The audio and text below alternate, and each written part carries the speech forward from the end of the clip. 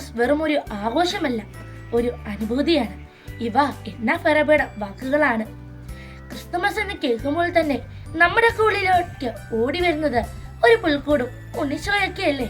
എന്നാൽ അത് മാത്രമല്ല വേണ്ടത്, പ്രത്യാശയും നന്മയും അതിലുപരി മനുഷ്യത്വവുമാണ്. ക്രിസ്തുമസ് ഈശോ ജനിച്ച ദിവസമാണ് എങ്കിൽ പോലും ദൈവം ചരിത്രത്തിൽ ആദ്യമായി മനുഷ്യനായി പിറന്നതിന്റെ ഓർമ്മപുതുകളാണ് ക്രിസ്തുമസ്.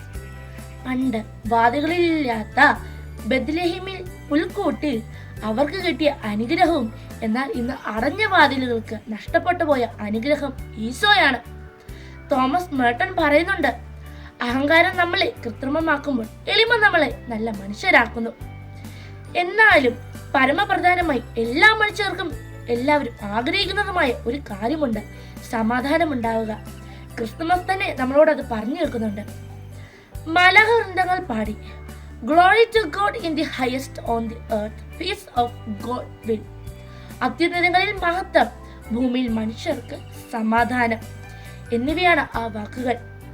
ക്രിസ്തുമസിൽ ചെറിയ ചെറിയ പരിത്യാഗങ്ങളും കാരുണ്യ പ്രവൃത്തികളും ചെയ്ത് നമ്മുടെ ഹൃദയങ്ങളെയും നമുക്കൊരു പുൽക്കൂടാക്കി മാറ്റാം.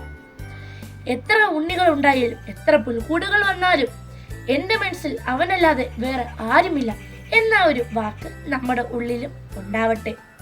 അതുപോലെ തന്നെ ക്രിസ്തുമസ് ഒരു ക്രിസ്ത്യൻ ആഘോഷമാണെങ്കിലും ലോകം എമ്പാടുമുള്ള ആളുകൾ ക്രിസ്തുമസ് ആഘോഷിക്കുന്നു. അത് ജാതി മത വ്യത്യാസമില്ലാതെ.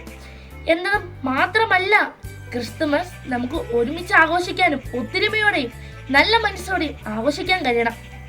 എല്ലാവർക്കും നല്ലൊരു ക്രിസ്മസ് നേർന്നുകൊണ്ട് ഞാൻ എൻ്റെ വാക്കുകൾ നിർത്തുന്നു. ജയ് മിഷലി.